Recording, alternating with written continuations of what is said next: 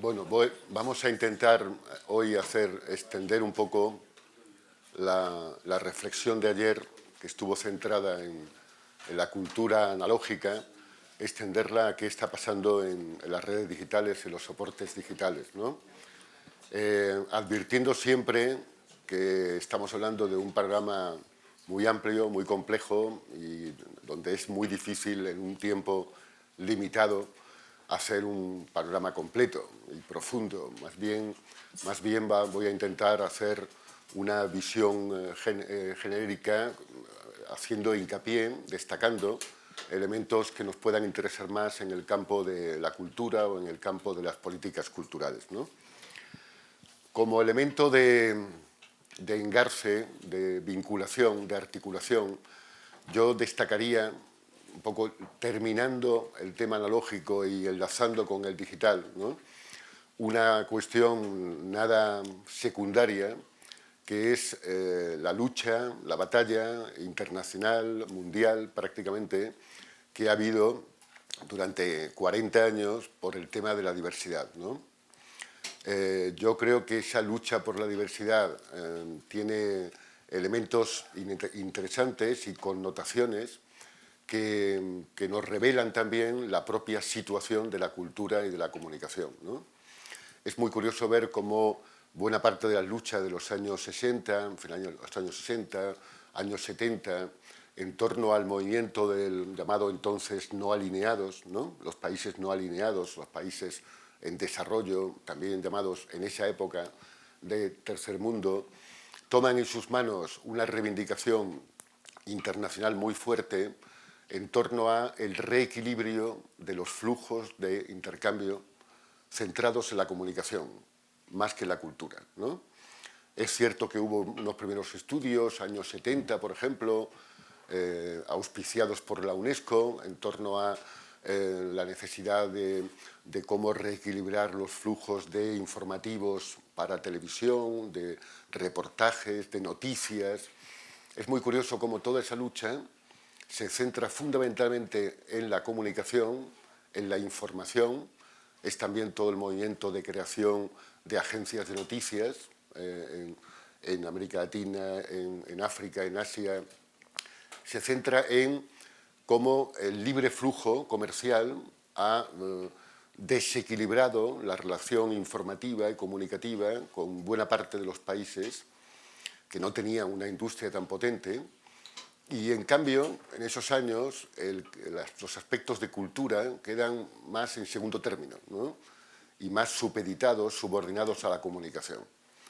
La culminación de ese proceso, como ustedes saben, es el famoso informe McBride, que no deja de ser un gran diagnóstico de la situación de la época, de la insuficiencia del mercado en la comunicación, y también habla frecuentemente ya de la cultura, la insuficiencia del mercado para conseguir un pluralismo, una diversidad, diríamos hoy, en términos de intercambio equilibrado entre los países, entre las culturas, entre las sociedades, ¿no? Y es también curioso destacar que, como ustedes saben, prácticamente desde el informe McBride, estamos hablando primeros años 80, con la salida de Estados Unidos, la salida del Reino Unido de la UNESCO y el descalabro presupuestario que eso supuso para la UNESCO, perdió más del 25% de su presupuesto.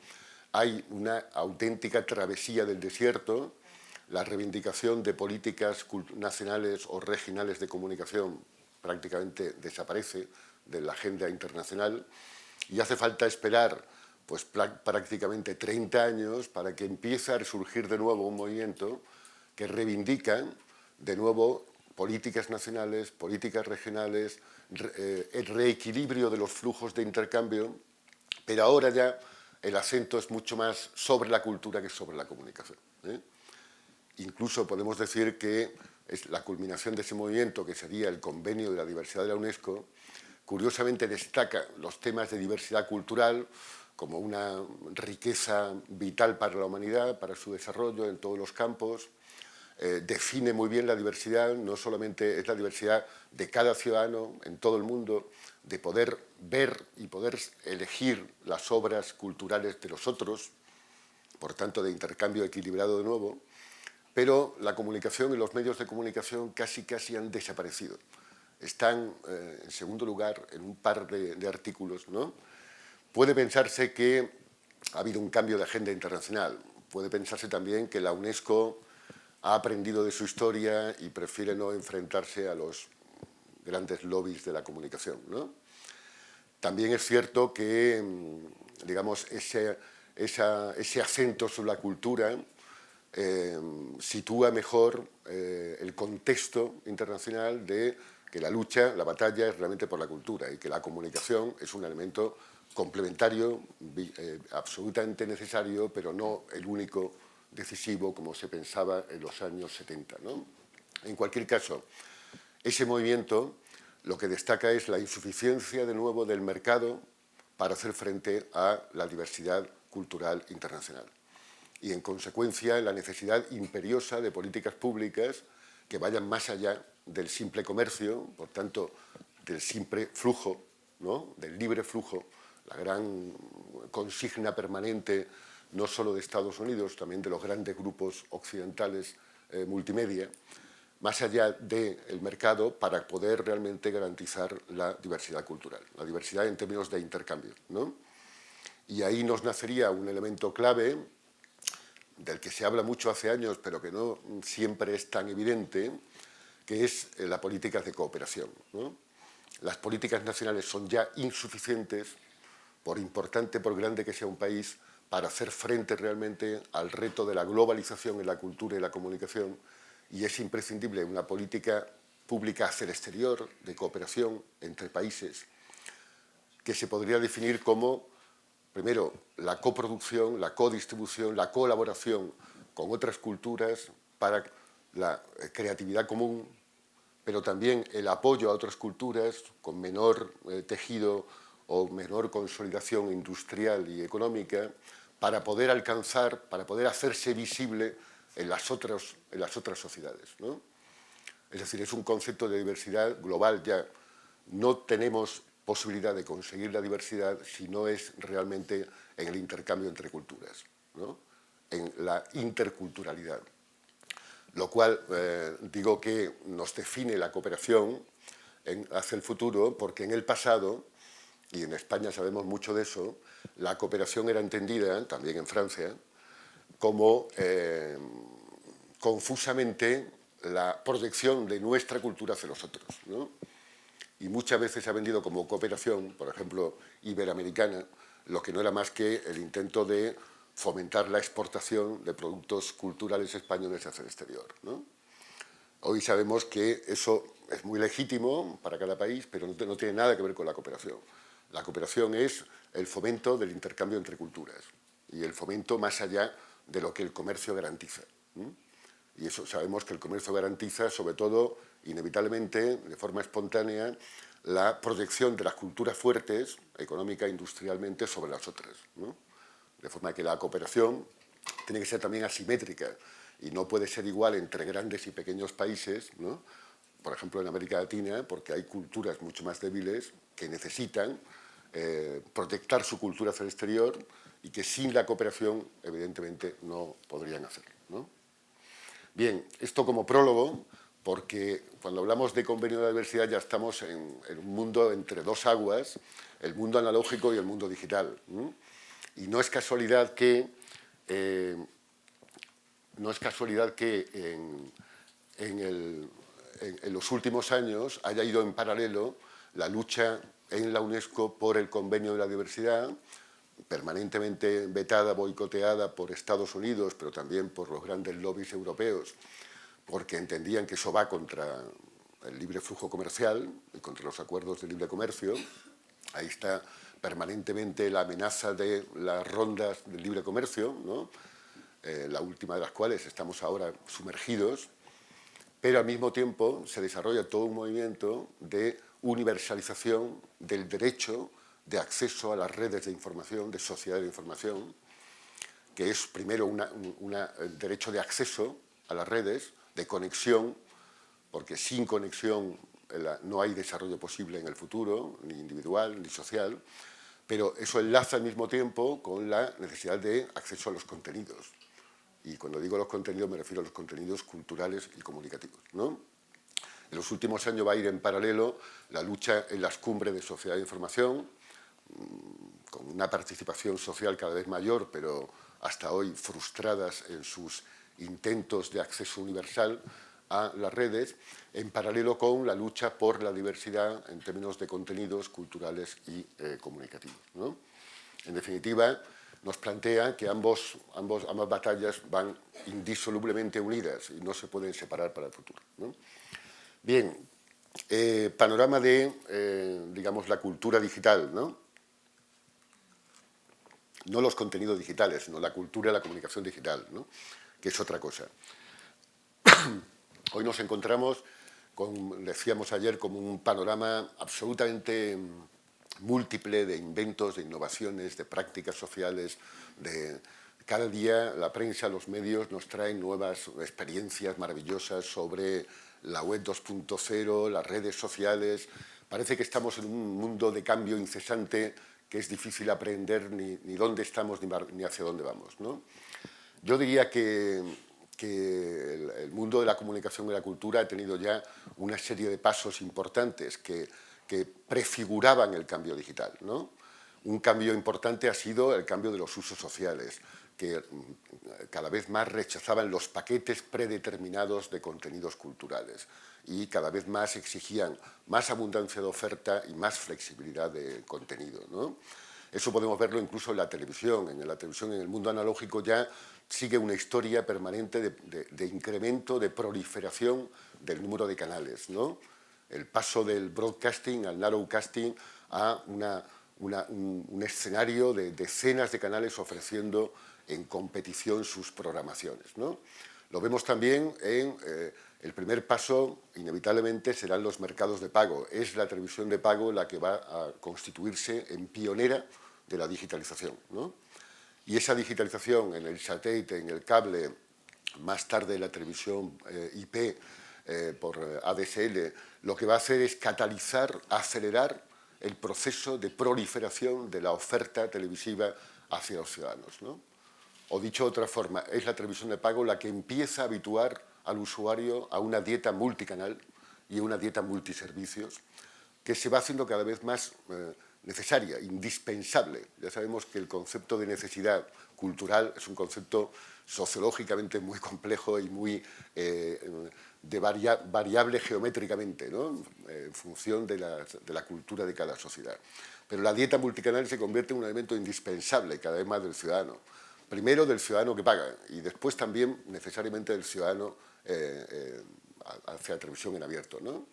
De forma que la digitalización de la señal por ondas se va a convertir durante años en la gran promesa para el acceso al mismo tiempo a una dieta multicanal enriquecida de contenidos audiovisuales de todo tipo, incluyendo la demanda programa por programa, producto por producto, pero también en la promesa de un canal multiservicios interactivos que finalmente se confunde con el acceso universal a la sociedad de información, ¿no?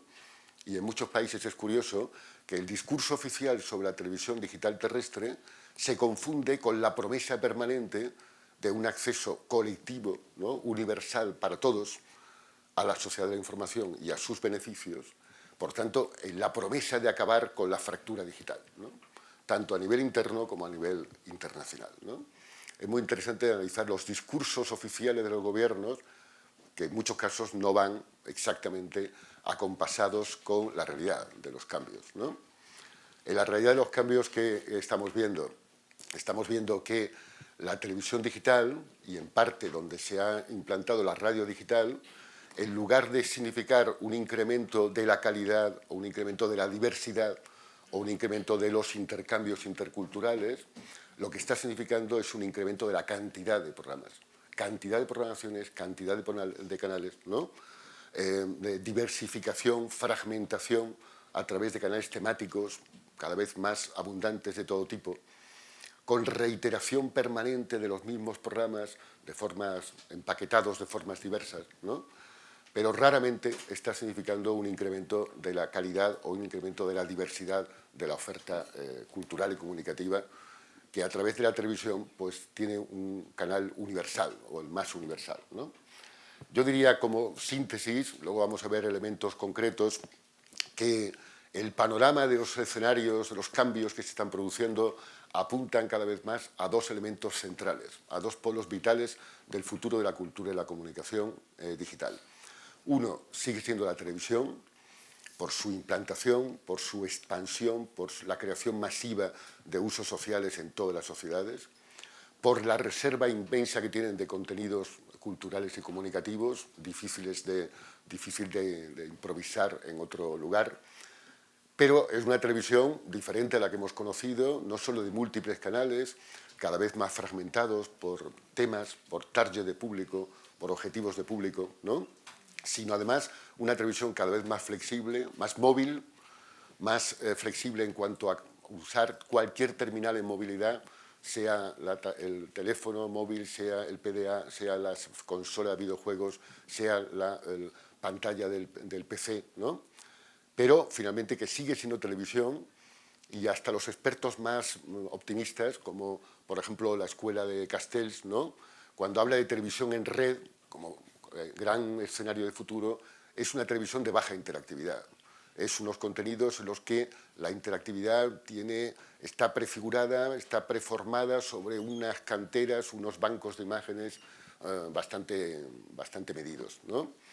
Eso sí, hay siempre elementos hacia la televisión en Internet que permiten una mayor interactividad para determinados segmentos de público, o más activos, o más de mayor capacidad adquisitiva, de mayor capacidad cultural, ¿no? Pero el escenario sigue siendo una televisión bastante pasiva, eso sí, vista de forma ubicua y con contenidos desempaquetizados por programa, por demanda, por pay-per-view, por todos los procedimientos que queramos, pero finalmente televisión, ¿no? Y la articulación es con Internet, no como medios, no como gran aparato dispuesto para cualquier mensaje, pero ese cualquier mensaje cultural y comunicativo es cada vez más también audiovisual. La prensa, la radio, los portales de los anunciantes, de las marcas, cada vez más, si no multimedia y si no hipermedia, que son palabras mayores que todavía están bastante poco desarrolladas, tienden a un lenguaje audiovisual que se confunde cada vez más con el lenguaje televisivo y con los formatos televisivos, ¿no? Estamos hablando, por tanto, de dos polos que no son necesariamente opuestos, que se articulan entre sí, televisión e Internet, pero que se disputan, en definitiva, el ser los grandes centros de difusión, de distribución de la cultura, de la comunicación, de todo tipo en el futuro, ¿no? El elemento fundamental de un escenario enormemente variado, complejo, con una enorme cantidad de contenidos culturales y comunicativos, seguirá siendo, como siempre en el pasado, la visibilidad. En la abundancia es todavía más difícil hacerse visible ante los usuarios, y la accesibilidad, la capacidad de acceder desde cualquier lugar, en cualquier momento, a esos contenidos culturales, ¿no? Pero recordemos, ayer lo veíamos, que la cultura siempre ha exigido intermediarios, siempre ha exigido creadores y siempre ha exigido banqueros simbólicos.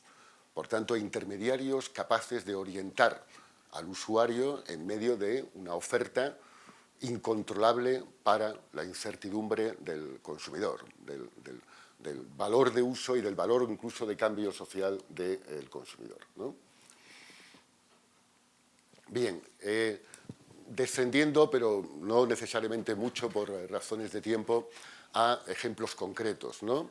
Yo creo que una labor pionera de laboratorio lo ha ejercido la música en Internet y el libro en parte, tanto offline como online, ¿no? Podemos comenzar por el caso del offline, ¿no? Que primero se va a ejercer en la modalidad más simple, la red como simple intermediario de la compra-venta, manteniendo el formato material, el soporte material tradicional, ¿no? Venta de libros, venta de discos, la red simplemente como intermediario de mercado, ¿no? Es el caso pionero de Amazon, pionero, que como otros muchos pioneros, va a ocupar un papel privilegiado en la nueva competencia. Y yo creo que es un caso muy interesante, ya aun manteniendo el soporte material del libro o del disco, como la eliminación de intermediarios, sobre todo de la distribución y de la comercialización de la librería, de la disquería, del sector tradicional, del modelo de negocio tradicional, como esa sustitución ya implica un salto cualitativo, no solo en disminución de costes de distribución, de costes de almacenamiento, que por ejemplo en el libro son ya elevadísimos, ¿no? De costes de comercialización. Amazon se implica, y otros muchos imitadores que van a surgir, significa ya un proceso de desintermediación, no solo importante en términos económicos, sino también en términos de poder, ¿no? Recordamos que en el mundo analógico el distribuidor llegaba a concentrar un poder estratégico sobre toda la cadena de valor, incluyendo la creación. De forma que el debilitamiento del papel del distribuidor es ya un cambio mayor en el proceso. Pero, digámoslo también con sus matices, Amazon o el modelo Amazon, aparte de sus debilidades, la crisis famosa de .com le hizo mucho daño, aparte de eso revela también cómo funcionan en la red los procesos de desintermediación y de reintermediación, porque Amazon mismo se convierte en una librería o disquería virtual de enorme poder sobre los actores tradicionales, sobre los editores, sobre los sellos discográficos, incluso sobre las majors, para poder llegar al público. Y con enorme aparato de inversión en publicidad y en marketing. Se calcula que de 4 a 5 veces mayor que la librería tradicional, ¿no? Y por tanto también con un problema grave de modelo de negocio, de cómo rentabilizar los descuentos potentes que se hacían en el precio de venta al público. Pero además Amazon revela otra debilidad. Hay desintermediación, pero hay reintermediación, porque la librería virtual necesita un aparato logístico de tal calibre, capaz de colocar un producto en 48 horas en cualquier punto, que solo unos pocos enormes aparatos empresariales pueden realmente satisfacer esa necesidad logística, ¿no? Se calcula que en cada mercado, incluso en Estados Unidos, no hay más de 2 o 3 empresas capaces de realizar esa distribución capilar, ¿no? Impresionante, rápida, que exige la venta offline, ¿no? En el caso español, por ejemplo, se ha descubierto que el poder pasaba al Corte Inglés, que es una de las pocas que tiene una red capilar muy fuerte de distribución en toda la geografía española, pero también a Tabacalera, al antiguo monopolio de tabacos, porque tenía una red logística con almacenes situados en todos los puntos que eran capaces de reaccionar muy rápidamente y vender cualquier cosa, ¿no? El resultado habitual, como ha ocurrido en Amazon, es que finalmente para mantener un modelo de negocio tienen que diversificar los productos, no ya a libros y discos, sino también a juguetes, también finalmente a féretros, a cualquier cosa que se pueda vender, ¿no? Es decir, que estamos hablando de un modelo que tiene sus limitaciones y que tiene sus problemas, ¿no? Más interesante es la venta online, ¿no? Donde yo creo que la música ha cumplido un papel fundamental de laboratorio de todos los contenidos culturales y comunicativos, ¿no? Y es muy interesante analizar la evolución que se da desde que empieza la aparición de la norma de compresión digital que permiten la descarga de audio, ¿no? Lógicamente con mucha antelación sobre el vídeo, que exige mucho más ancho de banda, y es muy curioso ver cómo empieza a darse el proceso de interrelación entre los nuevos actores y los viejos actores del mercado discográfico, ¿no? Entre los nuevos portales que empiezan a aparecer, MP3, Napster sobre todo, y cómo las grandes majors, primero, denuncian entre los tribunales, intentan cerrar esos portales, pero simultáneamente los compran, ¿no? Se alían con ellos por la incertidumbre de no saber cuál será el auténtico modelo de negocio, ¿no? Y finalmente, en un proceso en el que las ventas en CDs están bajando cada vez más, intentan diversificar todas sus estrategias posibles. Primero, presión sobre los reguladores para la penalización para la defensa cerrada del copyright, ¿no? Que empieza con los portales, pero luego va a dirigirse también a los intermediarios, a los usuarios en masa, ¿no? Primero en Estados Unidos, ahora estamos en Europa en plena batalla de Francia, el Reino Unido, probablemente el gobierno español, forzando en el Parlamento Europeo una regulación que permite la suspensión de la conexión a Internet sin intervención judicial, ¿no? Con 3 preavisos al que realice descargas gratuitas, ¿no? Eso es un ángulo de ataque absolutamente ya suicida de las majors que van contra sus propios usuarios y sus propios clientes, ¿no? Pero al mismo tiempo, ampliación del copyright digital prácticamente ilimitada en el tiempo, lucha contra todas las formas de limitación de uso del copyright, entre ellos la copia para la educación o la copia privada sin afán de lucro, al mismo tiempo lucha tecnológica para marcas de agua, para digital right management, para todas las formas que permitan el control férreo de los contenidos, ¿no? Estamos hablando de unas majors que intentan permanentemente frenar los cambios en el modelo de negocio y los cambios en los usos sociales de la música, ¿no?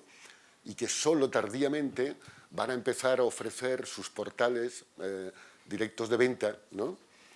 Muchos de los cuales pretendían una integración vertical terrible, porque eran ya las 4 majors mundiales de la música, de la industria discográfica, concertándose para controlar los mismos portales con todo su catálogo en exclusiva, ¿no? Felizmente ese intento fracasa y no tienen más remedio que comenzar a negociar con los nuevos intermediarios que aparecen, el caso de Apple, ¿no? Que se constituye de forma imprevista en un actor, en un nuevo intermediario indispensable para vender en Internet la música de las majors, ¿no? Los grandes catálogos musicales, ¿no? Creo que es muy interesante ese proceso porque también nos está hablando de un proceso de desintermediación, pero de reintermediación, de aparición de nuevos agentes, unos diferentes a las majors, pero con los que las majors se ven obligados a articularse, y otros vinculados o comprados o absorbidos por las majors, ¿no? De momento sabemos que ese mercado de venta se ha desarrollado ampliamente, pero nunca en la proporción necesaria para compensar las pérdidas que las majors están teniendo en el mercado clásico, en el mercado de CDs, ¿no? De forma que la incertidumbre se mantiene permanentemente sobre por dónde irá no solo el modelo de negocio, sino también el poder económico sobre ese sector, ¿no? Estamos en plena etapa de alianzas, de luchas, de batallas para intentar controlar por parte de las majors ese sector, pero también por parte de nuevos agentes, algunos salidos del mundo de la informática, como Microsoft, algunos nuevos de Internet, sobre todo los grandes buscadores como Google o como Yahoo, etc., ¿no? Este ejemplo, en definitiva, nos vale perfectamente para el intercambio de vídeo, ¿no? Primero, para el intercambio de películas, que más tardíamente, a partir de 2006, comienza también a ser objeto de descargas masivas, seguramente por un factor vital, que era el incremento del ancho de banda disponible para millones de personas en los hogares, en el ordenador, en el móvil, ¿no? Es eso, esa señal técnica la que lleva todos los problemas contemplados en la industria musical, los lleva también a la industria audiovisual, al largometraje, al cine, pero luego también al vídeo, ¿no? Que en definitiva, aunque en algo menor proporción, va a sufrir los mismos problemas y va a tener las mismas reacciones, ¿no? Sustitución del vídeo de alquiler y de compra físico, material, por CD Now y la venta online, pero con un modelo de negocio muy reducido y con resultados muy pequeños. Intento de crear sus propios portales verticales en alianza entre majors, ¿no? Como Moviefly, que tampoco ha tenido mucho éxito, ¿no? La venta a través de intermediarios como Apple, que no les gusta, pero está ahí, no tiene más remedio que contar con él para la venta en vídeo, ¿no? Para la venta de vídeo en descarga, ¿no? En streaming o en descarga. En definitiva, las majors del cine van a ver cómo los pasos que se van dando son exactamente los mismos prácticamente que se han visto en la experiencia de la música, ¿no? Con alguna peculiaridad, ¿no? Para que podemos adelantar para que veamos o intentemos aquilatar el fenómeno que hoy está en el gran escaparate, que es el de las redes sociales, ¿no? En el caso de YouTube, por ejemplo, que en muchos países es el portal hegemónico en la descarga o el intercambio de tanto de cine como de vídeo, hay estudios recientes empíricos analizando uno por uno los vídeos que son de mayor descarga o de mayor tiempo, y los resultados son bastante elocuentes, ¿no? Por ejemplo, en un estudio sobre el mercado norteamericano comparado con el mercado español, se veía que YouTube componía aproximadamente entre el 55 y 60% del visionado de vídeos en Internet por parte de los usuarios de las redes sociales, y sobre ese porcentaje, aproximadamente el 65-70% del tiempo y de la audiencia y de la cantidad de usuarios iba a vídeos de televisión, que procedían de la televisión y que eran descargados a partir de YouTube, ¿no? Lo cual suponía algunas conclusiones importantes. El mito de los vídeos domésticos, los vídeos de aficionados intercambiados masivamente, tenía un recorrido bastante pequeño, ¿no? Era la televisión de nuevo la que conseguía una audiencia de masas, tanto en tiempo como en espectadores, como en usuarios, y además ese resultado no era ocasional, coincidental, dependía en buena medida de las alianzas de los grandes canales con YouTube en circunstancias y en condiciones privilegiadas. Cantidad de tiempo de los vídeos, publicidad, oferta, etcétera, ¿no? Que orientaban en buena medida a millones de usuarios en ese sentido. Y podemos adelantar que una pequeña parte de los usuarios, en torno al 1,5% estudiados, descargaba a su vez vídeos, pero muchos venían también de televisión, y sobre todo recomendaban o etiquetaban. Luego volveremos sobre esa función que me parece enormemente interesante, ¿no? En el tema de los móviles, pues como ustedes saben, ahora es la gran estrella, ¿no? La killer application de la industria en este momento. Todo el mundo está obsesionado con los móviles de tercera generación, que eso va a significar un enorme, inmenso negocio en la venta de contenidos, en la descarga de contenidos audio o audiovisuales. Los datos que tenemos no permiten ser tan optimistas, ¿no? Primero, por limitaciones del soporte, y segundo también, fundamentalmente, porque la crisis está incidiendo muy fuertemente en el principal mercado, que era la descarga de melodías y de politonos para los móviles, ¿no? Que han bajado muy fuertemente tanto en venta, tanto en Estados Unidos como en Europa, ¿no? En cualquier caso, es una ventana más para contenidos de los medios de comunicación, para contenido de los grandes grupos, siempre con dos estrategias que se mantienen equiparadas, ¿no? Una es la capacidad de vender el mismo contenido en muy diversas ventanas y soportes, ¿no? Sumando un poco en la visión tradicional del cine de windowing, de ventanas, sumando soportes diferentes en plazos diferentes, ¿no? Y otra es la de cross-content, que sería la capacidad de un mismo contenido declinarlo y adaptarlo en formatos, en géneros, para cada uno de los soportes de cada una de las redes, ¿no? Esas dos estrategias se mantienen muy claramente equiparadas, sin que haya todavía una clara ventaja en ningún sentido por parte de los grandes grupos, las grandes cadenas, tanto en Internet como en televisión como en los móviles, ¿no? Bueno, en cualquier caso, tanto en el tema online como offline, tenemos conclusiones fundamentales. La desmaterialización supone un ahorro de costes fundamental, que en muchos casos hemos estimado entre el 30 y el 45% de los costes originales del libro, del disco, del cine. Por tanto, implicaría un margen de beneficios muy importante que permitiría o bien remunerar mucho mejor a los autores, y autores que en el mundo tradicional eran remunerados en porcentajes irrisorios, un músico el 5%, un autor literario el 7, el 8, el 10% en el mejor de los casos, ¿no? Sobre el precio de venta final.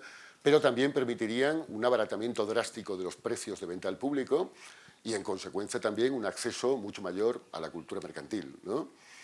Sin embargo, en muchas ocasiones lo que vemos es que la oferta por Internet de pago por cualquiera de sus procedimientos, tanto de pago por producto como por abono, como por tipo premium, de productos culturales y comunicativos, los precios se mantienen también artificialmente inflados en función justamente de disuadir a los nuevos consumidores de escapar del mercado analógico, ¿no?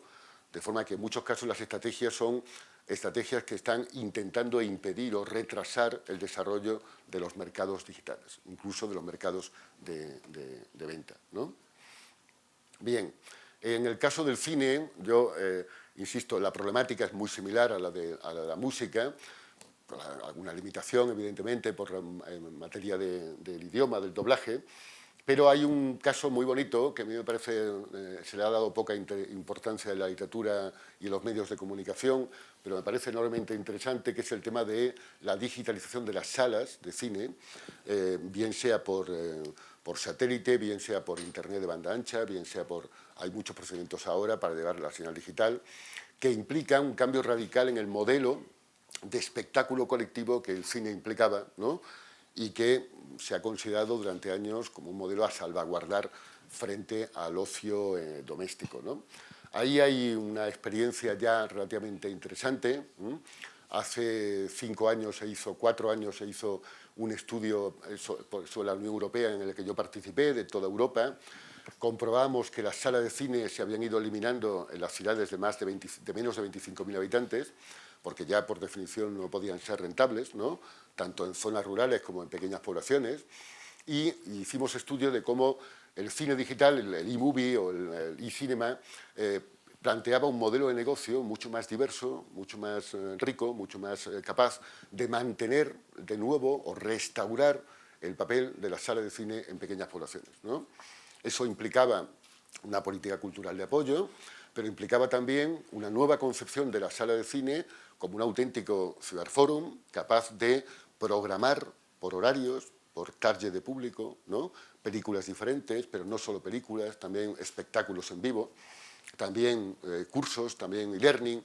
Había una enorme cantidad de actividades de las que estudiamos su capacidad financiera que permitían, ¿no?, una resurrección del papel de la sala de cine, incluso en poblaciones donde el acceso a Internet todavía, o a banda ancha, era menor, ¿no?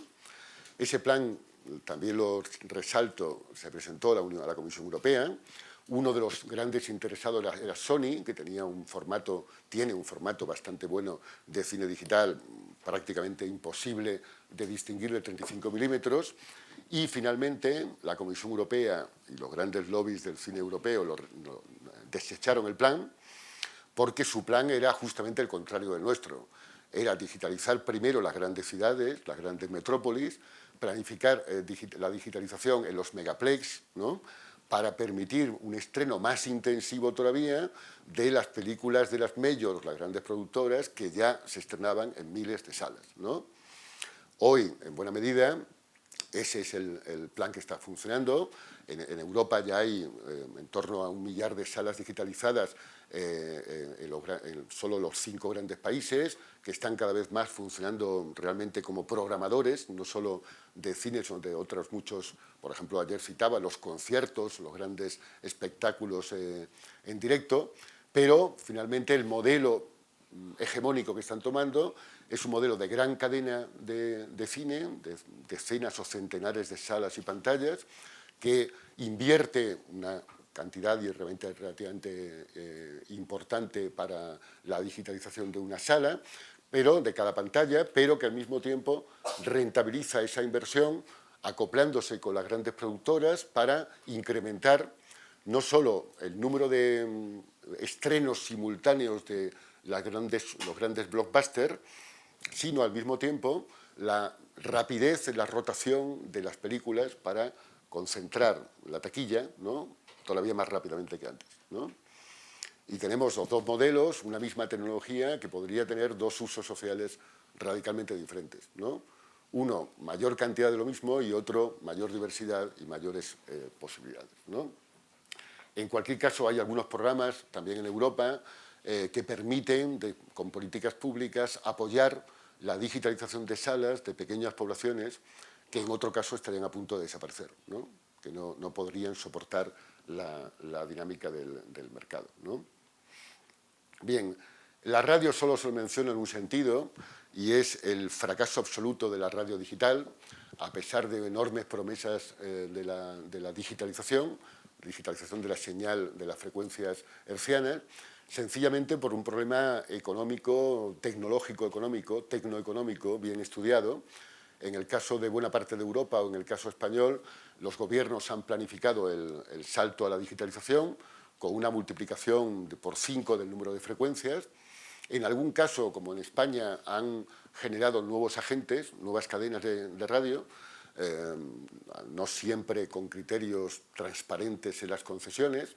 En el caso español, pues las nuevas concesiones fueran dados en la época de Aznar a grupos amigos del Partido Popular y del Gobierno, pero lo importante no es eso, lo importante es contemplar cómo una tecnología que permitía, sobre todo el DAB, el Digital Audio Broadcasting, que permitía no solo multiplicar el número de frecuencias, sino conseguir frecuencias únicas en territorios enormes, conseguir un nuevo modelo de negocio con capacidad de recepción de gráficos, capacidad de recepción de audio de alta fidelidad, capacidad de resolución mayor con imágenes, ¿no?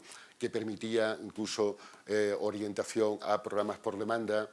Una enorme promesa en términos tecnológicos se ha frustrado completamente, ha fracasado absolutamente. En España se calcula que hay unos 50.000 receptores dispuestos para el DAB, ¿no? Para la radio digital, porque finalmente se ha constituido el famoso círculo vicioso de la tecnología, en el que los aparatos son muy caros, receptores porque no hay consumo, no hay demanda, pero no hay demanda porque no hay contenidos nuevos atractivos, pero no hay contenidos atractivos porque las cadenas no están dispuestas a invertir en la medida en que no hay mercado, ¿no?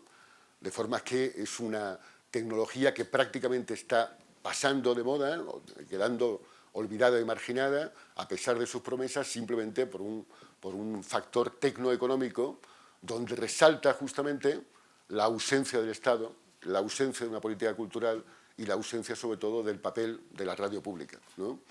Que en algún país, como en el caso británico, ha conseguido romper ese círculo vicioso y comenzar una expansión de la nueva tecnología, ¿no?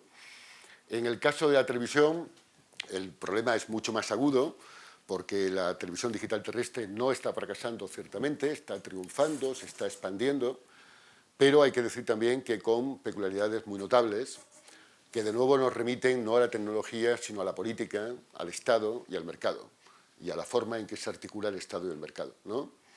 Es curioso ver cómo la televisión digital terrestre, en todos los países, en todas las regiones, ha sido apoyada de forma absoluta por los gobiernos, porque significaba también un dividendo digital, la liberación de enormes cantidades de espectro que se podían vender, que se podían usar en otros menesteres, por ejemplo, en la telefonía digital, ¿no? La telefonía móvil, pero al mismo tiempo una enorme presión de la electrónica de consumo, porque imagínense ustedes lo que implica la venta de miles de millones de receptores, de descodificadores, de magnetoscopios, de todos los periféricos digitales para el futuro, ¿no? Cantidades verdaderamente astronómicas. Todo el mundo de acuerdo en que era una tecnología prometedora, que en el estado actual de la tecnología permite multiplicar por 5 o 6 veces el número de canales disponibles a escala de un estado o a escala de una región, de una localidad, ¿no? Al mismo tiempo, discurso, como yo decía antes, maravilloso, universal, la TDT va a ser la gran puerta a la sociedad de información, la gran solución para el acceso universal sin fracturas, sin discriminaciones a todos a la sociedad de información, ¿no? Como rezaba la Unión Europea en su lema de la Cumbre de Lisboa, sociedad de la información para todos, ¿no? Y finalmente vemos que la TDT en cada país toma un dibujo diferente. En Estados Unidos simplemente se reparte en función de las cadenas ya existentes, se le da a cada cadena un paquete de 4 canales para que haga lo que quiera, alta definición, más canales, lo que quiera, ¿no? pero lo que se hace es fijar el poder que había en las cadenas televisivas para siempre, prácticamente, para la eternidad, ¿no?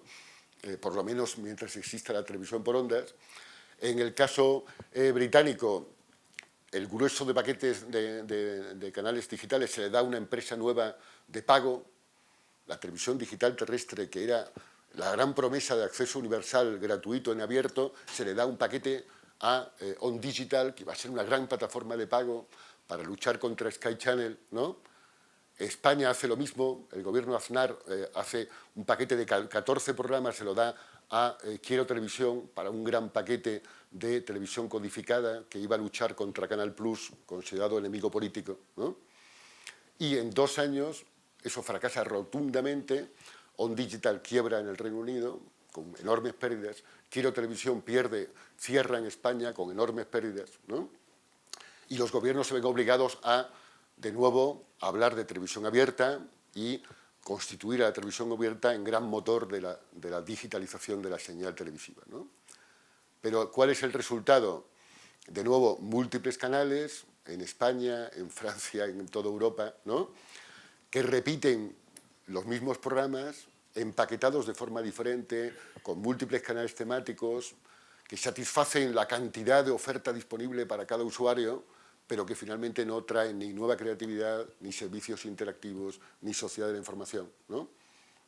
El único país donde hay una dinámica diferente es, de nuevo, el Reino Unido, donde la BBC va a cumplir un papel emblemático como motor de Freeview, la plataforma en abierto de canales digitales, va a crear nuevos canales con nuevos contenidos originales, va a crear servicios interactivos de sociedad de información gratuitos, accesibles para todos, ¿no?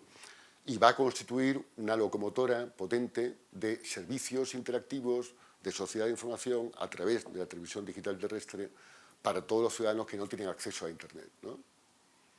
Señalo un caso bonito, curioso, interesante de analizar, que es el caso italiano, el segundo caso en Europa donde la televisión digital terrestre está siendo un motor de servicios interactivos, cuyo secreto curioso se debe, no sé si usted lo conoce, a que cuando Berlusconi era primer ministro desarrolla un plan de apoyo a la sociedad de información a través de la subvención a descodificadores interactivos, es el único país. La Unión Europea les intenta sancionarle, les expedienta porque eran discriminatorios, solo se subvencionaba a los descodificadores para TDT, no para cable, no para satélite, etc. Con lo cual consigue un buen parque de aparatos instalados con ranuras de pago para poder meter tarjetas de pago, cuyo resultado es ahora que si ustedes van a muchas ciudades italianas los fines de semana, hay colas en los estancos, en las expendurías de tabaco, ¿no?, y de lotería, para comprar pequeñas tarjetas que venden las empresas de Berlusconi, ¿no?, Mediaset, para comprar partidos de fútbol vendidos por Berlusconi, ¿no? De forma que se ha conseguido la maravilla, con apoyo público, política pública, de un mercado rápido de televisión de pago para Berlusconi, ¿no? Es un caso bonito de cómo las políticas públicas se pueden ejercer también de forma perversa, ¿no? En definitiva, yo le diría que en la televisión digital tenemos de nuevo una lección fundamental, o varias lecciones fundamentales. Primero, la dinámica de mercado y una cierta, en fin, política pública redundan en enquistar las posiciones de poder que había ya previamente en la televisión analógica, en impedir la aparición de nuevos agentes, de nuevos actores, de nuevas voces, ¿no? Por ejemplo, es curioso que en muchos países europeos la televisión local y la televisión regional han sido penalizadas en el reparto de frecuencias digitales, cuando igualmente en ese ámbito se multiplicaban las posibilidades y se podían autorizar hasta 10 programas sin ningún problema a nivel local o a nivel regional, ¿no? Por tanto, no era una cuestión tecnológica, sino una cuestión política. Se han favorecido a los grandes grupos ya instalados y con poder en la televisión. Se ha permitido que esos grupos, a cambio de muchas más licencias, hagan lo mismo, no hagan programación original, ni novedosa, ni especial para digital, ¿no? Incluso a costa de que, al haber menos motivación del usuario, la transición digital está siendo más lenta, porque no hay tanto atracción si no hay programas novedosos, ¿no? Pero sí hay muchos programas empaquetados. En España va a haber 20 hasta el 3 de abril del año que viene, que supuestamente se produce el apagón analógico, 40 programas más de ámbito nacional a partir del 3 de abril, ¿no? De ámbito estatal, más 8 como mínimo en cada región, más 1.200 locales comerciales, ¿no? La pequeña pregunta es ¿quién financiará esa constelación impresionante de canales televisivos, generalistas, temáticos, abiertos todos, ¿no?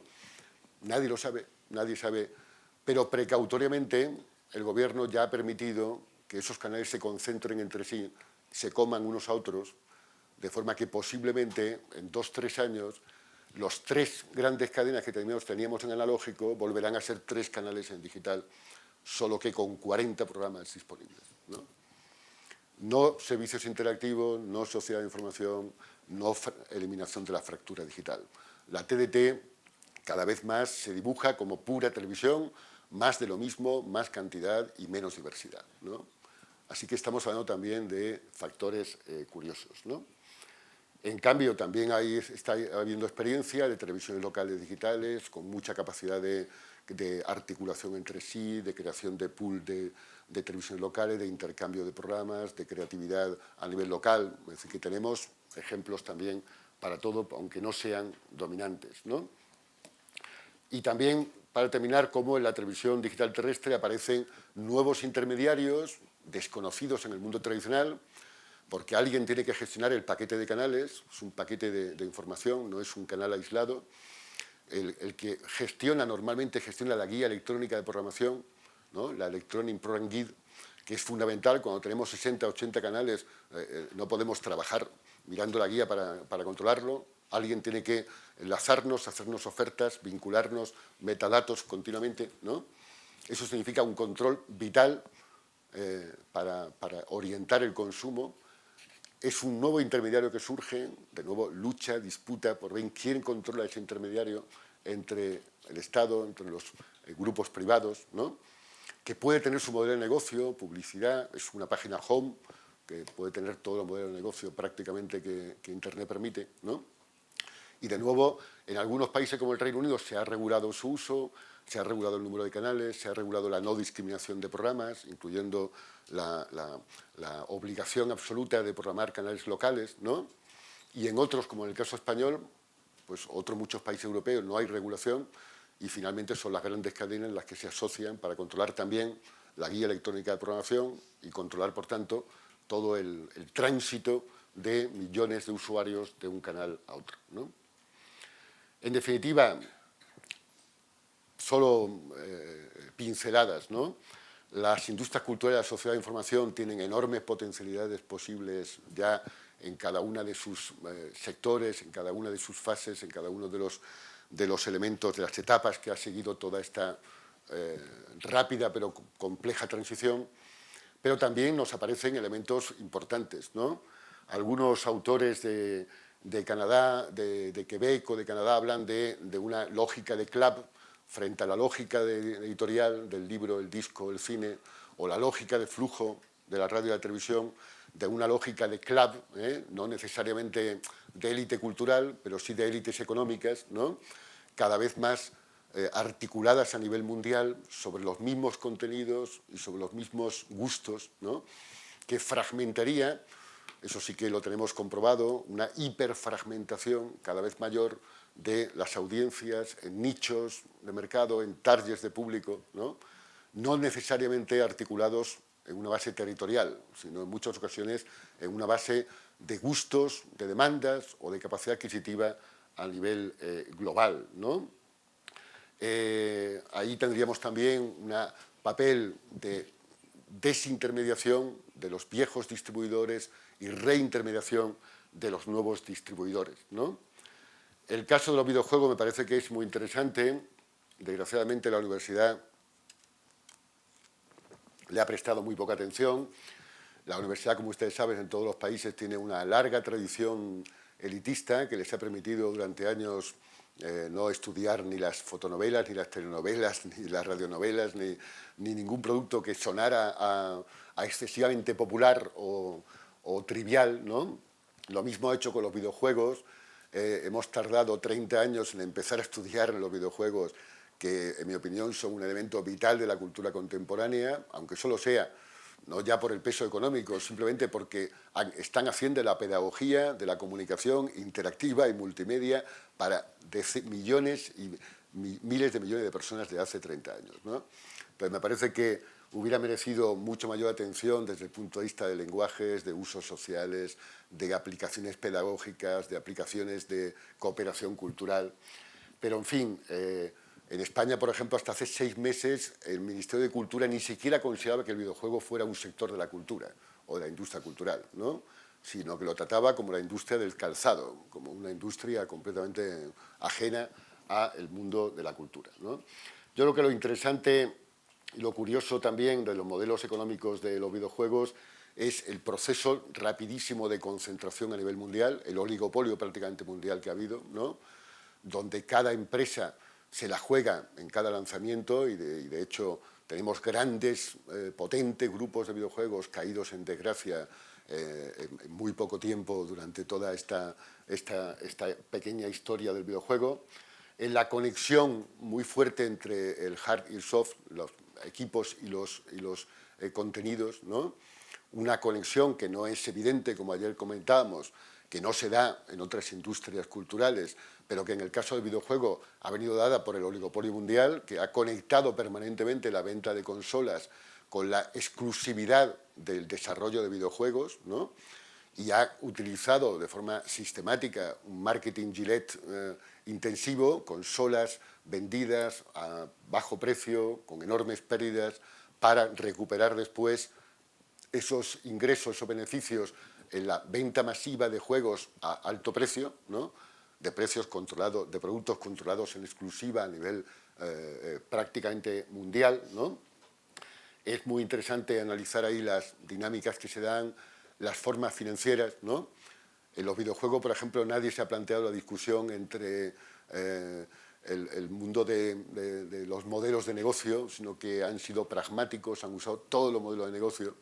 Y de hecho en los últimos lanzamientos de desarrollo de videojuegos la economía es absolutamente híbrida, ¿no? Al mismo tiempo se usa la venta en un DVD, pero después también el abono para poder tener actualizaciones, se usa la publicidad o el product placement, se usa al mismo tiempo el patrocinio, la venta de merchandising. En algunos casos se vende también el conocimiento de los jugadores, ¿no? Porque esa economía de la información es muy interesante para otras empresas, saber qué usuarios tengo, cómo se comportan, qué les gusta, ¿no? Entonces estamos hablando de una hibridación impresionante de modelos de negocio, en ocasiones con una enorme rentabilidad, sobre todo online, que yo creo que prefigura en buena medida lo que va a ocurrir en el conjunto de la cultura y la comunicación en Internet o en las redes digitales, ¿no? Solo como elemento de reflexión, ¿no? Yo creo que igual que ayer decíamos que hace falta pararse a pensar, a reflexionar en los grandes conceptos que en el pasado y en el presente delimitan la cultura y sus destinos, y nunca de forma inocente, también en Internet, también en la cultura digital habría que pensar un poco el recorrido, la trayectoria de los mitos que nos han ido acompañando desde hace 50 años, ¿no? Mucho más si nos remitimos a la tecnología de la comunicación, en torno al desarrollo de las tecnologías de información y comunicación y en torno a su impacto sobre la transformación de la sociedad, ¿no? Nos llevaría mucho tiempo comentar este tipo de concatenaciones de escuelas, pero simplemente les sintetizo. Estamos hablando ya, al menos desde el caso de McLuhan, el caso de Wiener o el caso de Lerner, de Solapool, de Daniel Bell, ¿no? De 50, 60 años de pensamiento determinista, es decir, marcado por una visión unilateral en la cual las tecnologías de comunicación transforman la sociedad de forma inmediata, ¿no? Y un pensamiento cada vez más imperante, hegemónico en la sociedad, con buena ayuda de los grandes medios de comunicación, que les encantan esas visiones absolutamente polarizadas, ¿no? Entre lo viejo y lo nuevo, entre lo bueno y lo malo, que nos han acostumbrado también a pensar la cultura de la comunicación como algo que viene determinado de forma inmediata por los cambios tecnológicos, ¿no? Y yo me temo que ese pensamiento reiterado y resucitado permanentemente, ¿no?, tiene mucho que ver con la forma en que hoy contemplamos los cambios de la cultura de la comunicación en la era digital, en las redes digitales. He enviado un libro de Patrice Fritchie, no sé si está traducido al portugués, pero está traducido al español, que analiza las mitologías que acompañaron el nacimiento del PC, en California sobre todo, de Apple, de Internet, ¿no?, desde los años 70, y cómo se va combinando cada vez más ahí el pensamiento hippie, ¿no?, que quedaba residual, pero quedaba en el tejido social californiano, con el pensamiento anarcocapitalista, ¿no?, y cómo se combinan perfectamente en esa capacidad de pensamiento utópico, de metáforas utópico-conservadoras, para prometer la felicidad por el simple desarrollo de la informática, ¿no? Esa historia que, insisto, llega hasta hoy, porque hoy estamos en plena efervescencia de la mitología en torno a la web 2.0, ¿no? En buena medida el pensamiento utópico sobre Internet quedó cortocircuitado en la crisis de 2001, pero la web 2.0 le ha dado un nuevo oxígeno y ahora estamos en un estallido de miles de pensadores, entre comillas, que nos prometen ya con la web 2.0, con nuevas terminologías maravillosas, ¿no?, la felicidad absoluta por el simple desarrollo, de nuevo, de Internet por el mercado, ¿no?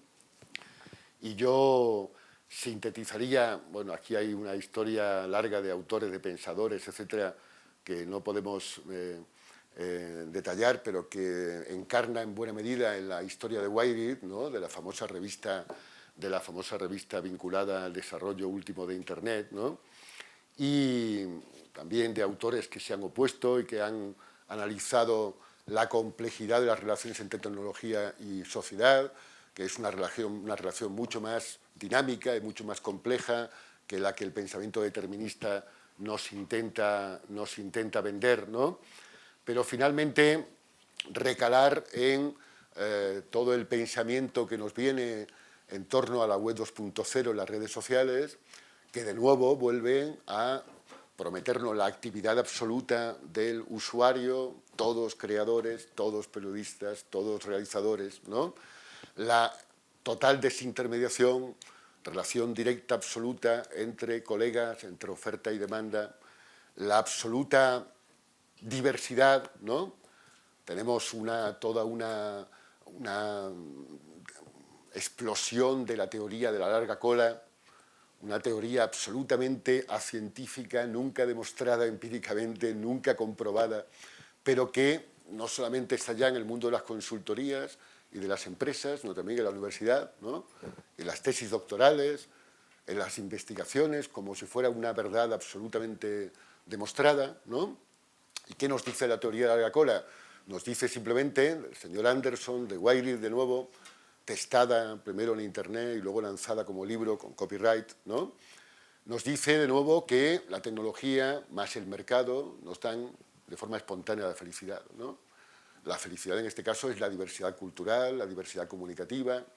Nos dice que el desarrollo de las redes sociales, de la web 2.0, crea aunque mantiene altas audiencias sobre algunos productos, crea una cola tan potente, tan infinita, de minorías, de gustos cada vez más fuertes, buscando productos innovadores, ¿no?, productos minoritarios, de culturas locales, de culturas más reducidas, que finalmente no hay ningún problema.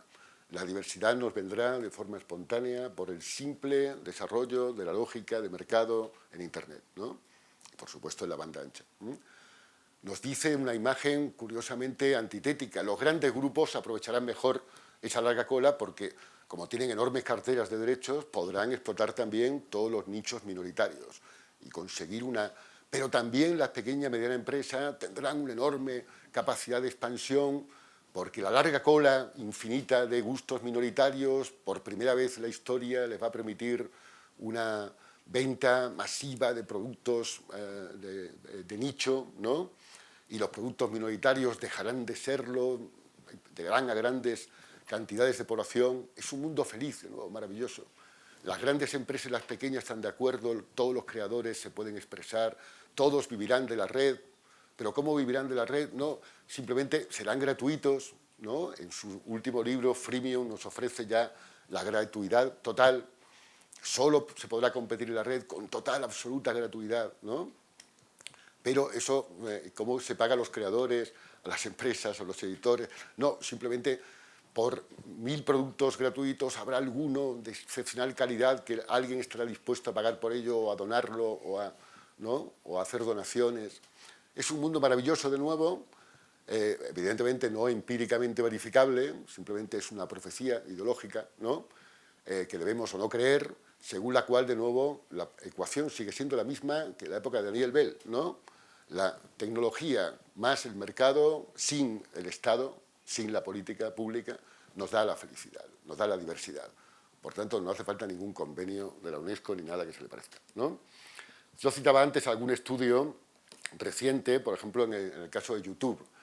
Yo creo que esa imagen de la Coca-Cola es absolutamente delirante, no tiene ninguna base empírica. En Internet encontramos con que, de nuevo, los productos fast seller lanzados por los grandes grupos tienen la mayor parte del mercado y las listas de principales del top de ventas es muy parecido al del mundo analógico, incluso en las descargas ilegales en muchos casos. Pero, al mismo tiempo, es cierto que en Internet hay posibilidades de actuación que no había en el mundo analógico. Y yo les invito sobre todo a estudiar un fenómeno que me parece de enorme importancia, que es, ayer lo citaba, la pérdida, relativa siempre, de capacidad de los grandes grupos para imponer sus etiquetas sobre el mercado. Y el hecho de que en las redes sociales sí es verdad que cada vez más, no todos somos creadores, no todos somos periodistas, pero cada vez más una minoría de usuarios tiende a usar las potencialidades de las herramientas informáticas para recomendar productos culturales o para etiquetar productos culturales. Y esa capacidad de etiquetado y de compartición de etiquetas horizontal rompe uno de los grandes poderes del marketing de los grandes grupos. ¿A condición de qué?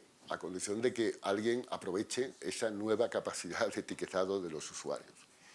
Es decir, no espontáneamente, porque por el mercado espontáneo lo que estamos viendo es que los grandes grupos de comunicación cada vez más se adaptan a las redes sociales y se adaptan incluso a la actividad creciente de los usuarios. Y hoy, por ejemplo, en el mundo publicitario, la estrella son las grandes campañas de bajo presupuesto lanzadas con marketing viral, es decir, que tengan la capacidad de atraer millones de usuarios gratuitos en la red, ¿no? Que participen, colaboren entusiasta y gratuitamente para difundir una campaña de publicidad entre todas sus redes múltiples de amistades, ¿no? La publicidad o el marketing viral son simplemente el aprovechamiento comercial del conocimiento de las prácticas, de los nuevos usos de los ciudadanos de la red, ¿no? O determinados portales de la red, ¿no?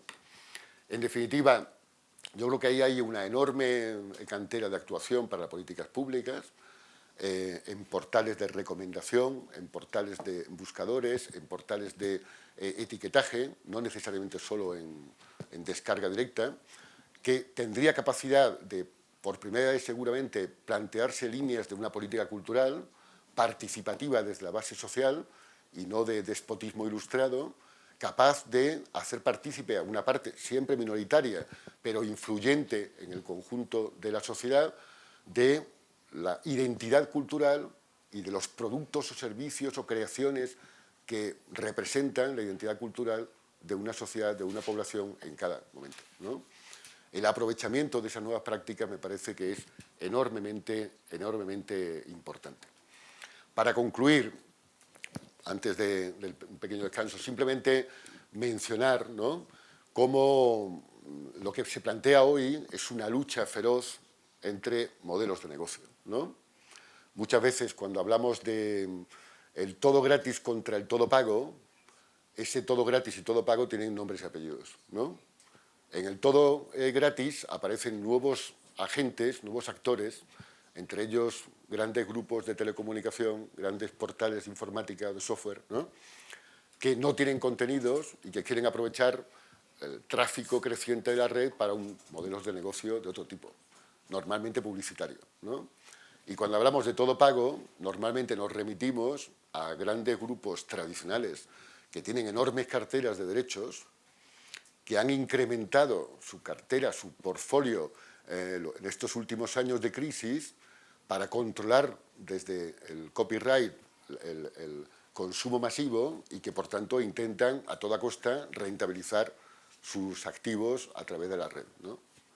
Estamos hablando de una lucha más que del todo gratis, en muchos casos una lucha de posiciones, de poder y de posiciones de modelos de negocio, ¿no? Si les parece, continuamos así brevemente, viendo algunos elementos poco complementarios a lo que hemos visto tanto en modelos de negocio como en la reflexión sobre políticas culturales, políticas públicas, ¿no? Yo comentaba que en la discusión, la gran polémica, sobre todo en los medios de comunicación, muchas veces se confunden los términos, ¿no? Y la lucha entre el todo gratis y todo pago aparece como los buenos y los malos. Yo creo que la realidad siempre es más complicada que los esquemas mediáticos, ¿no? De forma que, decía antes, en el todo gratis hay también esos nuevos intermediarios, nuevos agentes que intervienen en la cadena de valor y que intentan, creo que en economía es muy útil ver el mercado como un campo de lucha permanente, de guerra permanente de todos contra todos, ¿no?, que intervienen para intentar implantar, imponer su modelo de negocio frente al modelo tradicional en la cultura, ¿no?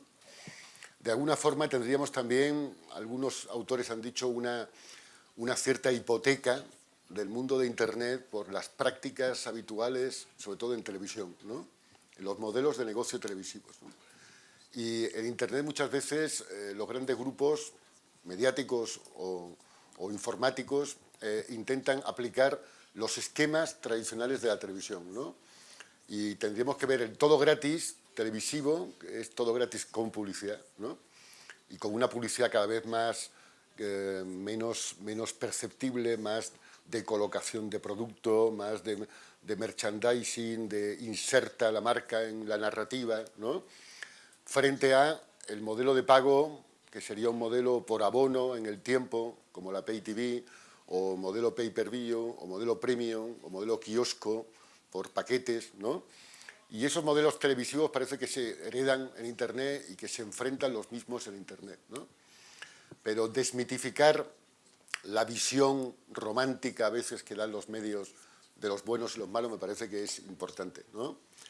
Tomemos, por ejemplo, no sé, la web 2.0, que es el último grito del, como decía antes, del todo gratuito y todo activo, ¿no?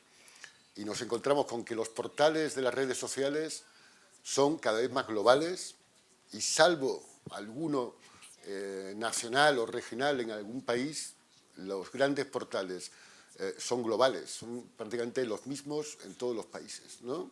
MySpace.com, YouTube, por supuesto Google y todo su abanico de herramientas, o el caso de Twitter. Pero si examinamos esos nuevos agentes, desde luego no tienen ningún aspecto de ser entidades románticas, filantrópicas, que vayan a beneficiar a la humanidad y la cultura, ¿no? Es decir, por ejemplo, MySpace.com pues, fue comprado por Murdoch por una enorme cantidad y hoy forma parte de News Corporation y de todo es un entramado de prácticamente el mayor grupo mundial que hay en cultura de comunicación, ¿no? YouTube fue comprado por Google y hoy es un elemento clave de su estrategia en el tema audiovisual, ¿no? Pero el caso de Twitter o el caso de Facebook es que están cotizando en bolsa en cantidades impresionantes, ¿no? Twitter, que tiene un número bastante pequeño de usuarios, pues vale en torno ya estos días a $1.000 millones cotizando en bolsa, ¿no? $1.000 millones significa $55 por cada usuario que paga la bolsa, ¿eh? En Facebook vale pues en torno a $6.500, $7.000 millones se calcula, ¿no? Y ahí el usuario vale menos, la cabeza de abonado vale en torno a $25, ¿no? Que tienen muchos más.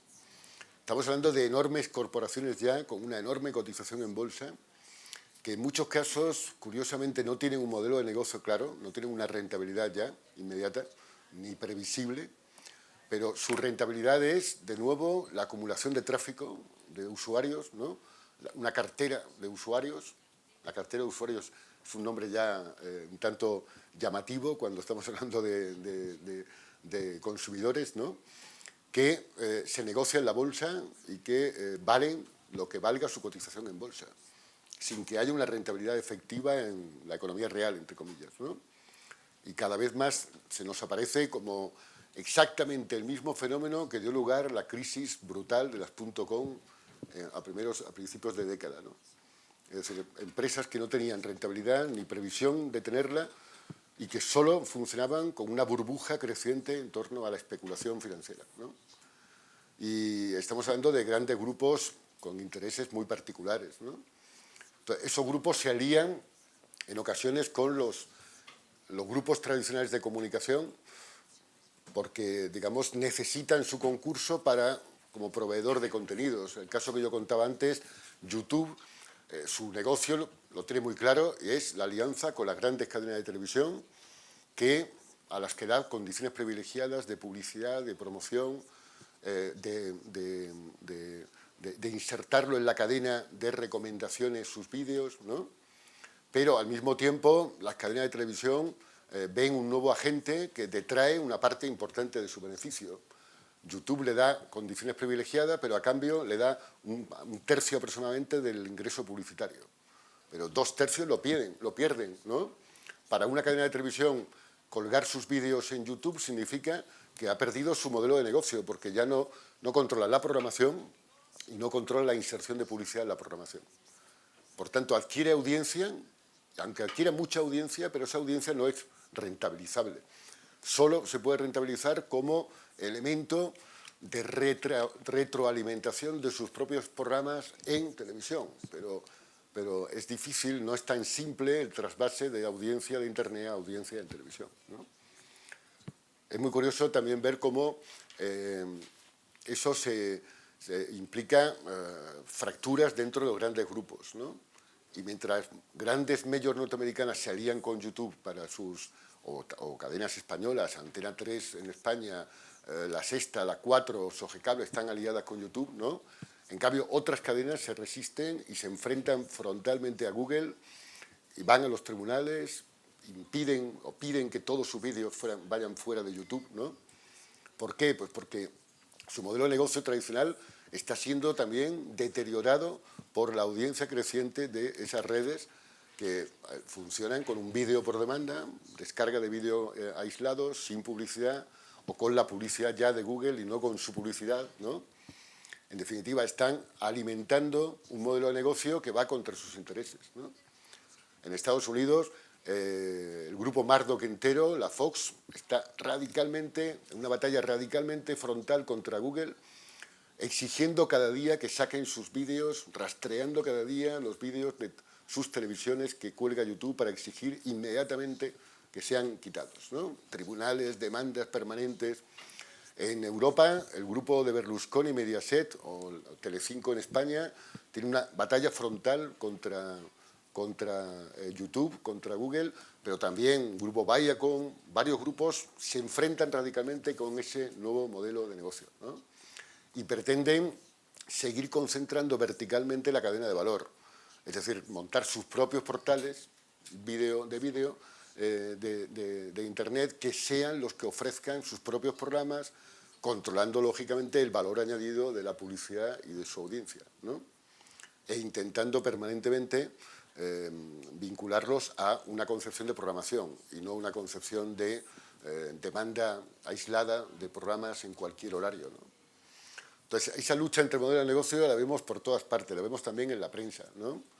En la prensa ha habido un periodo en el cual, hace 4 o 5 años, unos grandes grupos periodísticos entraban directamente a ofrecer todo en Internet gratuito y otros se enfrentaban y pedían el todo pago, ¿no? El modelo del todo pago fracasó en varios grupos, entre ellos El País en España. tuvo que volver a ofrecerlo todo gratuito, salvo la hemeroteca, el acceso a los fondos, ¿no? Que sigue siendo de pago. Pero ahora de nuevo hay una rebelión de varios grupos, entre ellos hace unos días salía The Times o salía las cadenas periodísticas de Murdoch, contra la gratuidad, que en el caso de la prensa escrita es todavía más grave, porque puede haber gratuidad a través de las redes sociales, que se intercambian noticias y contenidos, pero también a través de nuevos portales, de clippers, que toman los contenidos de la prensa y los ofrecen sin identificación y con su publicidad en otro modelo de negocio, ¿no? En el caso de la música o el cine vemos lo mismo. La lucha frontal contra la descarga gratuita tiene serios problemas, es dudosamente efectiva, de forma que buena parte de las majors están negociando ahora con los portales, entre ellos con las redes sociales, para ceder sus catálogos de derechos o parte de sus catálogos a cambio de participación en la publicidad, ¿no? Pero, insisto, no estamos hablando de modelo gratuito versus modelo de pago, sino modelo publicitario versus modelo de pago, ¿no? Y en muchos casos, muchos de estos portales no tienen prejuicios y combinan, el caso de Last.fm, por ejemplo, que empezó con todo gratis, luego todo publicidad y finalmente va intentando migrar, cambiar, trasladar a sus usuarios a las fórmulas de abono, ¿no? Y a fórmulas de pago por tiempo, ¿no? Y nos encontramos también con muchos de estos intermediarios que van ya hibridando, como el videojuego, los modelos de negocio. Publicidad, más también merchandising, más también e-commerce, venta directa del producto, o también, si es posible, pues venta del conocimiento de los usuarios a otros portales, ¿no? Venta de comisiones. Ustedes conocen que las filas, las colas de comisiones en Internet son de una enorme complejidad y por donde vamos pasando hasta derivar un acto de compra van generando comisiones, ¿no? Que pagan al proveedor final, con lo cual es que cada uno de esos portales compone una cadena de valor de una enorme complejidad mayor que en el mundo analógico, ¿no? Estamos hablando de que si en el mundo analógico teníamos una cadena de valor aparentemente muy simple, el creador era usurpado, suplantado por el productor, que invertía capital, que distribuía, que vendía y que finalmente recuperaba el dinero, ¿no? En economía hablamos del camino del monte al valle, ¿no? En la metáfora del río que va discurriendo casi siempre hacia abajo, ¿no? El dinero sabíamos que venía en el sentido contrario, y como el agua fluye muy mal de abajo arriba, ¿no? Pues el dinero casi nunca llegaba al creador, que estaba en lo alto de la montaña, ¿no? Es una metáfora muy bonita también para ver cómo se esquilmaba, cómo se expoliaba el trabajo del creador, ¿no? Pero en Internet esa cadena en muchas ocasiones se alarga, se prolonga todavía más, ¿no? Desaparece aparentemente el distribuidor clásico, pero aparecen nuevos distribuidores con funciones más complejas, ¿no? Ya el creador más el productor, que sigue existiendo, o el editor, pero después hay un paso que es un distribuidor o varios distribuidores, portales, buscadores, recomendadores, hay toda una gama ahí, ¿no? Todos ellos contribuyen a distribuir el servicio cultural, creativo, y al mismo tiempo a controlar los derechos, el almacenamiento, el nuevo reempaquetamiento, porque Internet despaqueta, pero también reempaqueta, ¿no? Vuelve a hacer paquetes, ¿no? Los buscadores, los recomendadores son una forma de agregadores, ¿no? En la televisión por cable en Estados Unidos se descubrió en los años 80 una nueva función desconocida que era el empaquetador. Un señor, una empresa que no producía nada y no tenía ninguna difusión, simplemente empaquetaba canales. Y su know-how, su saber hacer era cómo empaquetar canales, contenidos para determinados targets de audiencia, ¿no? Conocía los derechos, conocía los contenidos y conocía el público. Bueno, pues esa función en Internet es ubicua, aparece y reaparece por todas partes, ¿no? Google es un agregador, un empaquetador, ¿no? Y como cualquier otro buscador, como recomendadores, es una tarea de reempaquetamiento para, eso sí, nichos de fragmentación de público cada vez mayores, ¿no? También tenemos problemas en eso respecto a la rentabilidad de los contenidos, ¿no? En televisión está muy claro, un contenido que iba a un canal con enorme audiencia, del 20-30%, tenía posibilidades en un país mediano de rentabilizar sus costes. Pero cuando ese contenido ya no va al 30%, sino al 8%, como ABC en el Reino Unido, en Estados Unidos, que ya la tasa de share más elevada está en el 8-9%, el problema es más grave de rentabilizar, ¿no? Incluso en un mercado gigantesco como el de Estados Unidos. Pero si ese 8% no es en Estados Unidos, sino en España, el 8% del mercado español es todavía más complejo de rentabilizar, sobre todo si era un programa de prime time, caro, ¿no? Eso en Internet alcanza proporciones impresionantes. Hay que hacer contenidos atractivos, ricos, para 50.000 personas en un canal temático, con el 0,5% del share, ¿no? O para Internet, donde lo van a ver 30.000 personas, ¿no? Pero la economía de la comunicación y la cultura es una economía de escala. Lo caro es la fabricación del máster y lo barato es justo la difusión masiva, ¿no? Gratis, en teoría, coste cero en Internet o en televisión, ¿no? Pero coste cero, pero el máster es muy caro. Tenemos que, da igual que sea de una información de noticias o que sea de una ficción, es muy caro la producción de cultura. ¿Cómo rentabilizarlo en un mercado cada vez más fragmentado, más pequeño, ¿no? Para targets de público cada vez más precisos? Pues solo hay una respuesta, ¿no? Una respuesta doble. Primero, la venta sucesiva en muchos mercados pequeños y segundo, la internacionalización de los mercados. Lo paradójico de Internet es que, y de la televisión digital y en general de las redes digitales, es que fragmenta al máximo, multiplica la proliferación de contenidos, fragmenta su audiencia a extremos inimaginables en el mundo clásico, pero al mismo tiempo sujeta su rentabilización a un mercado mundial.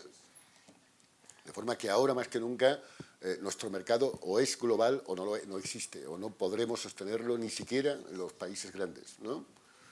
Así que hay paradojas de la economía de Internet y de la economía de las redes digitales que yo creo que es muy curiosa.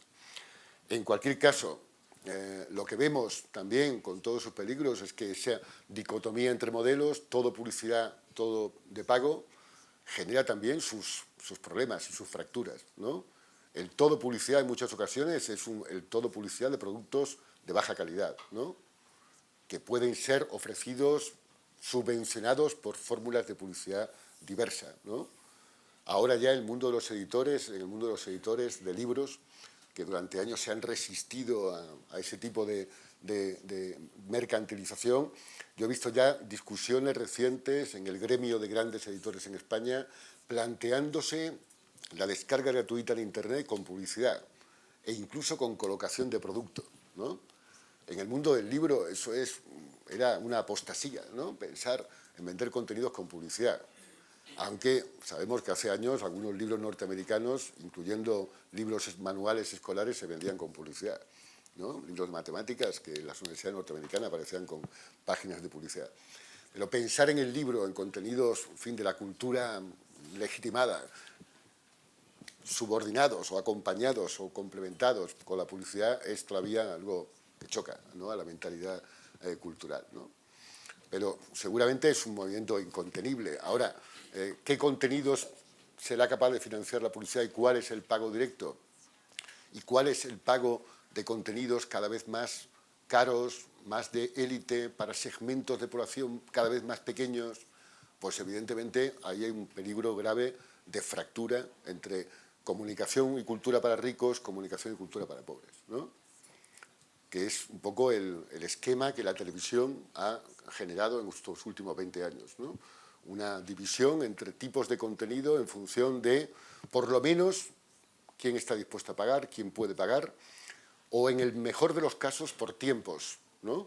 Discriminación por tiempo. Durante un tiempo el contenido es de pago, caro, para determinados sectores de la sociedad, y solo posteriormente, no sabemos cuándo, puede ser ofrecido gratuitamente con publicidad, ¿no? De forma que ahí nos aparecería también otro tipo de fracturas, ¿no? O de exclusiones digitales que ya no son solo la conexión, que también es el acceso a los contenidos, ¿no? Sin contar con que la publicidad nunca es inocente y también implica sesgos determinados en la selección de los contenidos, en el tipo de consumo, en la forma de recomendación, ¿no? Hoy sabemos, por ejemplo, que Amazon durante años aprendía de nuestros gustos y de los gustos de nuestros colegas y nos ofrecía los mejores libros, las mejores críticas ciudadanas, y luego supimos que las críticas estaban pagadas por las editoriales y tenían tarifas precisas, ¿no? Una reseña aparentemente anónima de un usuario valía tanto dinero en dólares y aparecía en primera página, aparecía vinculada al libro, ¿no? Las ofertas de fast seller también entraban en función del pago de los editores, ¿no? Así que incluso los sistemas de recomendación social colectivos tienen también problemas en su conexión con la publicidad, ¿no? Y con la mentalidad comercial, en definitiva, ¿no? De forma que también ahí tenemos que pensar o repensar el papel de lo público, ¿no? Es decir, el papel del servicio público tradicional, que en el estado de bienestar era muy claro, era radio y televisión pública. Hay que pensar si hoy es suficiente o si hoy tiene capacidad para responder a las demandas sociales, ¿no? No solo en su adaptación a un entorno multicanal, multiservicios, sino también, en definitiva, a la sociedad de información, a todo tipo de contenidos culturales, comunicativos en las nuevas redes, ¿no? Y eso implicaría un papel de lo público que puede ser de gestión o puede ser de apoyo, que puede ser de apoyo a la participación social, que puede ser de apoyo simplemente no tanto a la descarga como a la promoción de productos minoritarios, a la visibilidad de productos minoritarios, ¿no? El grave problema de Internet sigue siendo, más que nunca, que la abundancia extrema impide la visibilidad de los pequeños, ¿no? En Internet, más que en el mundo real, el dinero llama al dinero y el marketing y la publicidad llaman a la acumulación de audiencia, de forma que los pequeños, medianos productores o creadores de cultura tienen menos posibilidades todavía, en muchos casos, de llegar a hacerse visibles ante un público importante, ¿no? El papel del espacio público también sería fundamental a la hora de garantizar su visibilidad, que no tiene por qué ser una visión de despotismo ilustrado, de quiero enseñar al público lo que debe ver, ¿no? Pero sí de que el público pueda expresarse para mostrarse, para hacer ver todo lo que se puede ver o todo lo que se puede elegir, ¿no? De visibilidad y disponibilidad real en la red de contenidos culturales y comunicativos, ¿no? Y, por supuesto, de un acceso universal que ya no es solo acceso a la red, sino también acceso a contenidos culturales, comunicativos, estratégicos, de calidad, ¿no? Sin los cuales ni la competencia individual en una sociedad de mercado ni la competencia social de un país son posibles ya, ¿no? Así que ahí tendríamos que repensar un papel que no es solo un papel teórico. Yo creo que casos como la BBC por lo menos muestran el camino, ¿no? De portales de Internet, de nuevos servicios interactivos, de portales que no tienen una razón comercial, que trabajan también en la generación de redes sociales, pero sin una visión comercial, ¿no? Y tendríamos que pensar todo ese conjunto de funciones que debe cumplir un servicio público o el papel de políticas públicas en el entorno de la cultura y la comunicación digital, ¿no? Bueno, yo creo que, si le parece, que dejamos un poco el tema al coloquio.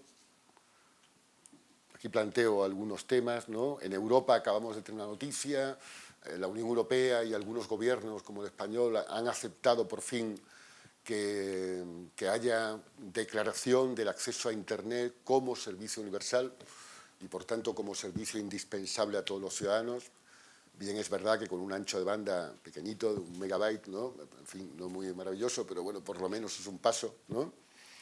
Pero el problema sigue siendo la segunda parte, para acceder a qué contenidos, ¿no? Y hoy sabemos que las fracturas digitales no es solo la conexión, es la conexión a banda ancha, la conexión a acceso rápido, seguro, es la conexión a contenidos, ¿no? De calidad. Son las fracturas que vienen por razones de edad, por razones de origen, ¿eh? Los inmigrantes en España siguen estando discriminados en términos de acceso, inevitablemente, ¿eh? Y no es un problema solo de generaciones, también de sectores sociales, ¿no? Es un problema no solo socioeconómico, también sociocultural. Sin las herramientas culturales, mentales necesarias, Internet no vale para nada, no es posible acceder y utilizarlo en un sentido competitivo, en términos sociales, ¿no? Ni en un sentido de diversidad, ¿no? En definitiva, yo creo que hay que repensar un poco todos los caminos de la cultura y la comunicación en las redes digitales y diseñar a partir de ahora unas nuevas políticas públicas de cultura y comunicación, ¿no? Que creo que tienen enormes posibilidades, como nunca la tuvieron en el pasado, con el mundo analógico, ¿no? Con los medios de comunicación analógicos, pero también tienen, a la contra, una visión cada vez más comercial que se adueña hegemónicamente cada vez más de Internet, ¿no? Creo que lo bueno es que estamos en un periodo de transición en el cual nadie sabe todavía qué pasará, ¿no? Y esa incertidumbre es buena para poder actuar, para que, más allá de los grandes lobbies que siempre están ahí presentes, el Estado, cuando digo el Estado me refiero a todos los niveles, no solo los grandes estados centrales, nación, sino las regiones, los municipios, el sector, el tercer sector, el sector asociativo, ¿no? Puedan tomar posiciones importantes en las redes digitales de apoyo, de promoción, de garantía de ese espacio público en la cultura y la comunicación, ¿no? Es posible que en unos años eso se consiga y es posible que en unos años eso se frustre, ¿no? Hace poco tiempo Humberto Eco hacía una entrevista que se hizo muy polémica diciendo que él se equivocó porque en los años todavía 60 decía que la televisión era una gran herramienta de cultura, ¿no? Y de pluralidad. Pero realmente no se equivocó, decía. Lo que pasa es que la televisión tenía, nuche en su contenido, en su germen tecnológico esas posibilidades. Pero el desarrollo de la regulación de los estados, el desarrollo de mercado, había frustrado esas posibilidades, ¿no? Bueno, eso es una lección eterna. Pasó con la radio, después pasó con el cine. Cuando uno lee los textos de Benjamin o de Bertolt Brecht sobre la radio, se queda absolutamente alucinado, ¿no? De las posibilidades que nunca jamás se dejaron desarrollar. Y posiblemente con las redes digitales, dentro de menos tiempo, de 10 años, podríamos decir lo mismo, ¿no? Si no hay una actuación pública seria, nacional, internacional, en ese campo.